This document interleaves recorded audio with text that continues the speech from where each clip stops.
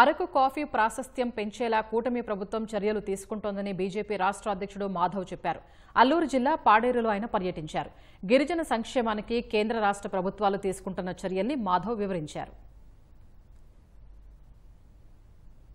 మన కాఫీ దేశవ్యాప్తంగా ప్రపంచవ్యాప్తంగా ప్రసిద్ధిగాంచింది. విదేశాల నుంచి వచ్చే అతిథులు కానీ మన రాష్ట్రంలో వచ్చే అతిథులు కానీ కేంద్ర రాష్ట్ర ప్రభుత్వాలు ఇప్పుడు అరకు కాఫీని గిఫ్టింగ్గా ఇస్తున్నారు. అది కూడా మనకి మంచి పరిణామం. అన్ని స్టాల్స్ దేశవ్యాప్తంగా రైల్వే స్టేషన్లో మన కాఫీని కూడా పెట్టడం జరుగుతుంది. ఈ మధ్యనే మన అరకు కాఫీ సంబంధించిన స్టాల్ నూతన పార్లమెంట్ భవన్లో ఓపెన్ చేయడం కూడా మొత్తం అందరూ కూడా హర్షాతిరేకాలతో స్వాగతిస్తున్నారు. మన కాఫీ రుచి అందరూ సుమారు మన 546 మంది మన పార్లమెంటేరియన్స్కి అందించే విధంగా ప్రయత్నం కేంద్రం చేసింది.